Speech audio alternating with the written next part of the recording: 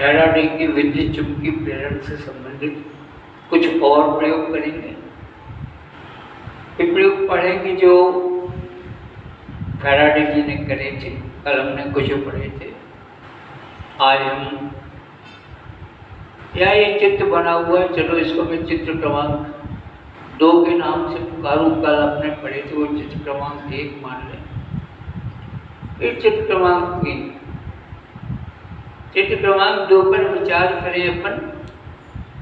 एक कुचालक पदार्थ का बेलन है, इसके ऊपर तांबे के पृथक्कृत तार को लपेटा गया है।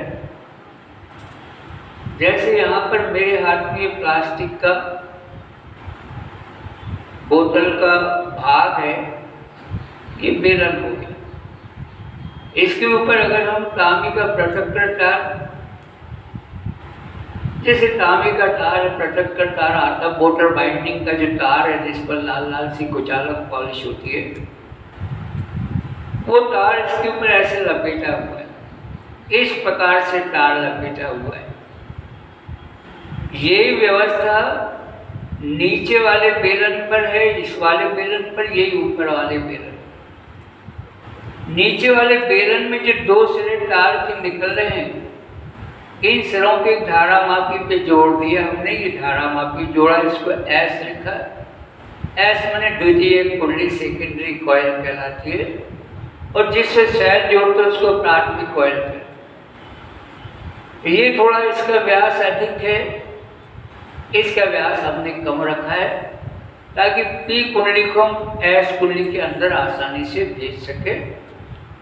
और ये जो पी कुंडली, इसके 2 सिरे, इसके भी खुले सिरे हैं।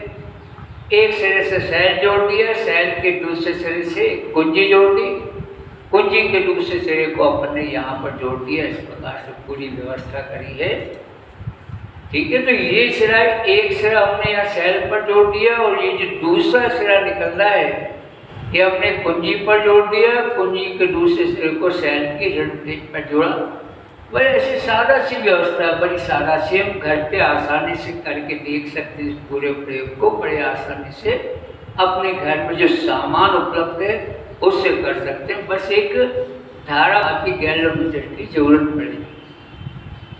तो माइकल फैराडे ने क्या देखा, जैसे कुंजी के जोड़ते हैं, इसको हम प्रेस कर दें, टच हो जाएगी, और जैसे टच होगी तो करंट इसमें बहने लग जाएगा। ऐसे इन फेरों में करंट बहने लग जाएगा, दूसरे सिरे से यहाँ पर ऋण प्लेट पर पहुंच जाएगा। जिस क्षण हम कुंजी को जोड़ते हैं उसी क्षण इस धारा मापी में विक्षेप आता है। देखो, कोई संपर्क नहीं है दोनों, इसमें कोई सेल नहीं जोड़ा है, लेकिन जिस क्षण ये कुंजी जोड़ती है, जिस क्षण मैंने कहा, उस क्षण इसमें विक्षेप आता है। लेकिन एक बार ये टच हो गई तो इसके बाद में विक्षेप नहीं आता, क्योंकि धारा जब एक समान हो जाएगी इसमें से तो यहाँ विक्षेप नहीं आता। लेकिन जैसे ही कुंजी हम खोल के हटा दें इसको, तो फिर विक्षेप आएगा उस क्षण। किस क्षण? जिस क्षण इसका संपर्क हटा, केवल उस क्षण विक्षेप आएगा, लेकिन पहले की तुलना में विपरीत दिशा में। फिर से देखते, जिस क्षण ये हमने जोड़ा है बस उस क्षण इसमें विक्षेप आएगा, इसकी सुई में उसी क्षण आएगा। अब नहीं आ रहा है विक्षेप। जिस क्षण इसको टच किया बस उस क्षण इसमें विक्षेप आएगा, और जैसे इसको हटाएंगे हम फिर उस क्षण विक्षेप आएगा उल्टी दिशा में, लेकिन केवल उसी क्षण आएगा, लगातार विक्षेप नहीं आएगा। जब तक इसमें से बल रेखाओं की संख्या में परिवर्तन होता है केवल तब तक विक्षेप आता है। और बल रेखाएं जोड़ेंगे तो धारा बहेगी, धारा बहेगी तो यहाँ पे फ्लक्स परिवर्तन होगा, फिर धारा एक समान हो जाएगी तो कोई परिवर्तन नहीं, एक ही समान धारा बह रही तो कोई माने जब परिवर्तन होगा तब केवल यहाँ पे प्रेरित धारा होगी। तो जब कुंजी हम जोड़ते हैं उस क्षण पर धारा मापी में विक्षेप आता है, लेकिन एक बार कुंजी जुड़ गई तो उसके बाद में फिर विक्षेप बंद हो जाता है। और जिस क्षण इसको खोलते हैं कुंजी उस क्षण फिर विक्षेप आएगा, लेकिन इसकी उल्टी दिशा में। ये फैराडे ने देखा और उन्होंने देखा जितनी जल्दी जोड़ते और खोलते हैं उतनी तेज, उतनी ज़्यादा विक्षेप भी आता है। जितनी फट से जोड़े खोल, जितनी जल्दी जोड़ते खोलते हैं उतनी तेजी से इसमें दोनों दिशाओं में विक्षेप आता है। और तीसरी बात देखिए, अगर प्राथमिक कुंडली को हम द्वितीय कुंडली के अंदर ले जाते हैं, जब तक प्राथमिक कुंडली द्वितीय कुंडली के अंदर गति करती रहती है तब तक इसमें विक्षेप आता है, और बाहर ले जाएं तो विक्षेप आएगा, लेकिन दिशा उलट जाएगी। अगर पी कुंडली को एस कुंडली के बेलन के अंदर ले जाए हम, जैसे जैसे अंदर की ओर बढ़ता जाएगा इसमें विक्षेप आएगा, विक्षेप बढ़ेगा भी, अगर गति बढ़ा देंगे विक्षेप बढ़ेगा, और इसको वापस लेके जाते हैं तो भी विक्षेप आता है, लेकिन उल्टी दिशा। और एक बात, जितनी तेजी से इसको हम जो है प्राथमिक कुंडली को द्वितीय के अंदर ले जाएंगे या बाहर निकालेंगे उतनी अधिक विक्षेप आएगा। ये जो है प्रयोग उन्होंने करके देखा माइकल फैराडे जी ने, जिसमें सेल जुड़ा होता है उस कुंडली को प्राथमिक कुंडली कहते हैं, और जिसमें प्रेरण की घटना होती है इसको द्वितीय कुंडली कहते हैं, सेकेंडरी कॉइल में। उन्होंने तीसरा प्रयोग किया, ये मैंने यहाँ पर बनाया हुआ है चित्र में। यहाँ पर एक कुंडली है, तांबे के पृथक तार की कुंडली है, जैसे अपन ने यहाँ करी थी ऐसी कुंडली ले ले, कोई खास बात नहीं। और इसमें धारा मापी जोड़ती है। और ऐसी एक कुंडली और लेनी जिसके एक सिरे पर सेल जोड़ा, ये धनसिरा सेल का, और छोटी प्लेट मैंने ऋणसिरा, इसे प्रतिरोध तोड़ दिया है, लेकिन परिवर्ती प्रतिरोध जिसका मान हम बदल सकते हैं, ऐसा परिवर्ती प्रतिरोध, एक कुंजी लगा दी।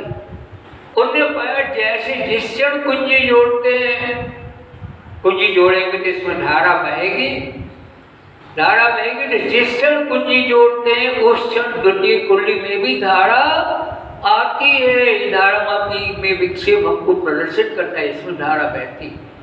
जिस क्षण कुंडली हटाते हैं हम ये खोलते हैं फिर धारा बहेगी, लेकिन पहले की तुलना में उल्टी दिशा में धारा बहेगी। इसको हम बंद करें खोलें बार बार तो बार बार इसमें धारा बहती है। जोड़ने पर एक दिशा में बहती है, खोलने पर दूसरी दिशा में बहती है। जितनी जल्दी इसको हम दबाएंगे खोलेंगे उतना ज़्यादा इसमें विक्षेप भी आता है। ये तीन प्रकार के प्रयोग माइकल फैराडे जी ने करे, और इन प्रयोगों के आधार पर उन्होंने विद्युत चुंबकीय प्रेरण के दो नियम बनाए। हम वो दोनों नियम देखना चाहते हैं। तो माइकल फैराडे ने अपने प्रयोगों के आधार पर विद्युत चुंबकीय प्रेरण के दो नियम बनाए। पहला नियम, जब किसी बंद परिपथ जहाँ पे दोनों सिरे बंद हैं पूरे में धारा बहेगी, जिसको बंद परिपथ कहते हैं। अगर कुंजी खुली है तो खुला परिपथ कहते हैं, और कुंजी जोड़ी है माना धारा बह रही, इसको बंद परिपथ कहते हैं। ये भी बंद परिपथ कहलाएगा, धारा बहेगी तो पूरे परिपथ में होकर बह जाएगी बंद परिपथ। अगर हम कहीं से कुंजी लगा के खोल लें वो खुला परिपथ कहलाता है। अगर किसी परिपथ में धारा बहती है तो बंद परिपथ कहलाता है। यदि धारा बहना संभव नहीं होती तो वो खुला परिपथ कहलाता है। तो माइकल फैराडे ने कहा कि बंद परिपथ से गुजरने वाले फ्लक्स में जब तक परिवर्तन होता रहता है तब तक उस कुंडली में विद्युत वाहक बल प्रेरित होता रहता है, मानी धारा बहती रहती है। इस धारा को प्रेरित विद्युत धारा के नाम से पुकारते हैं, प्रेरित विद्युत धारा के नाम से पुकारते हैं। पहला नहीं, फिर से देखें, जब किसी बंद परिपथ में से गुजरने वाले फ्लक्स के मान में परिवर्तन होता रहता है तब तक उस कुंडली में प्रेरित विद्युत वाहक बल उत्पन्न होता है। एक धारा बहने लगती है जिसे प्रेरित विद्युत धारा कहते हैं। ये पहला नियम है माइकल फैराडे का विद्युत चुंबकीय प्रेरण के नियम का। दूसरा नियम है, इसमें जो विद्युत वाहक बल उत्पन्न हुआ है, विद्युत वाहक बल ईएमएफ को ई से प्रदर्शित करते हैं। विद्युत वाहक बल फ्लक्स परिवर्तन की दर के समानुपाती होता है। फ्लक्स परिवर्तन पर जितने तेजी से परिवर्तन करेंगे उतना ज़्यादा प्रेरण की घटना होगी, उतना ज़्यादा विद्युत वाहक बल उत्पन्न होगा। तो दूसरा नियम है कि प्रेरित विद्युत वाहक बल फ्लक्स परिवर्तन की दर के समानुपाती होता है। फ्लक्स परिवर्तन दर देख लें पर क्लियर क्यों न कर लें। माना कि dt समय में और किसी कुंडली में फ्लक्स का परिवर्तन d5, फ्लक्स माने बल रेखाओं की संख्या में परिवर्तन। अगर dt समय में d5 फ्लक्स परिवर्तन है तो एकांक समय में कितना आएगा, हम लिखेंगे d5/dt। एकांक समय में जैसे 1 सेकंड में जितना फ्लक्स परिवर्तन होता है इसे फ्लक्स परिवर्तन की दर कहते हैं। तो फैराडे ने अपने दूसरे नियम के अनुसार बताया कि कुंडली में जो प्रेरित विद्युत वाहक बल होगा जिसे स्मॉल ई से प्रदर्शित करें, तो प्रेरित विद्युत वाहक बल फ्लक्स परिवर्तन की दर के समानुपाती होता है, मान ई समानुपाती d5/dt होता है।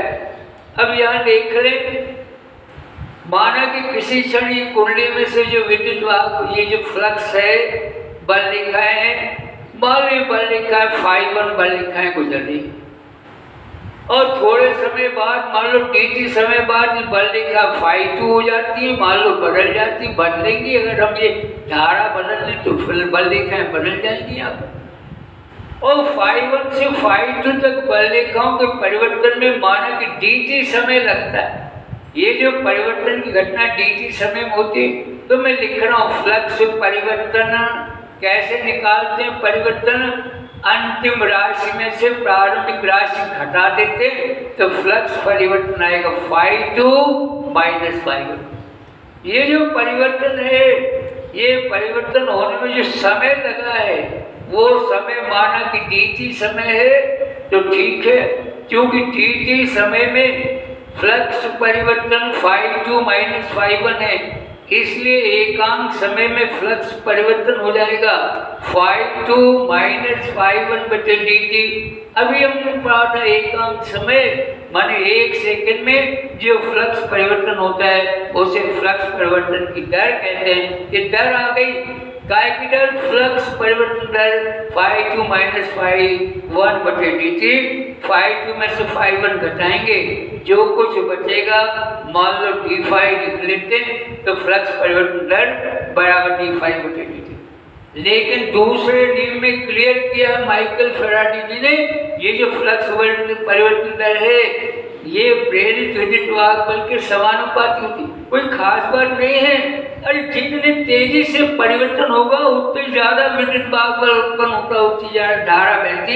ये बार बार हम पढ़ रहे हैं, जो विद्युत वाहक बल फ्लक्स परिवर्तन दर के समानुपाती होता है, तो दर को हमने विद्युत वाहक बल के समानुपात से प्रदर्शित कर दिया। ई को ईएमएफ कहते हैं, विद्युत वाहक बल कहते हैं। अगर समानुपात हटाएंगे तो नियतांक आएगा, वो ये नियतांक चलो मैं लिख देता हूँ, मान लो k लिख दो, k d5/dt। एक ऋण का चिन्ह भी आएगा जिसकी हम अभी चर्चा करने वाले हैं। ये जो k नियतांक है, k नियतांक का मान ऐसा ही पद्धति में 1 होता है। अगर k का मान 1 है तो शेष बचेगा E बराबर -d5/dt। मैंने कहा था ऋण के चिन्ह की हम बात करेंगे। ये ऋण चिन्ह बताता है कि प्रेरित विद्युत वाहक बल फ्लक्स परिवर्तन का विरोध करता है। ये जो विद्युत वाहक बल है क्या करता है, फ्लक्स परिवर्तन का विरोध। पता है क्या आपको, कल हमने पढ़े थे, मान लो ये कुंडली है, कुंडली में धारा मापी जुड़ा है और एन ध्रुव अगर हम पास में लाते हैं चुंबक का, कल हमने पढ़ा था इसमें एंटी क्लॉकवाइज धारा बहती, माने भी एन ध्रुव बन जाता है। एन ध्रुव माने विरोध करता है। ये बात यहाँ गणित के द्वारा बताई है। ऋण चिन्ह क्या बताता है, जो प्रेरित विद्युत वाहक बल है ये फ्लक्स के परिवर्तन का विरोध करता है। ये जो दूसरा नियम है फैराडे के विद्युत चुंबकीय प्रेरण का, ये कितना फ्लक्स उत्पन्न होगा या विद्युत वाहक बल कितना उत्पन्न होगा उसको बताता है। हमने देखा फैराडे के विद्युत चुंबकीय प्रेरण के 2 नियम है। पहला नियम, जब किसी बंद कुंडली या बंद परिपथ से संबद्ध फ्लक्स के मान में परिवर्तन होता है तो उसमें विद्युत वाहक बल उत्पन्न हो जाता है और उसमें एक धारा बहने लग जाती है। इस विद्युत वाहक बल को प्रेरित विद्युत वाहक बल कहते हैं और जो धारा बहती है उसको प्रेरित धारा कहते हैं। पहला नियम। दूसरा नियम, कुंडली में जो विद्युत वाहक बल प्रेरित होता है वो फ्लक्स परिवर्तन की दर के समानुपाती होता है। ये माइकल फैराडे के विद्युत चुंबकीय प्रेरण के 2 नियम हैं और हम अब लेंज का नियम पढ़ेंगे।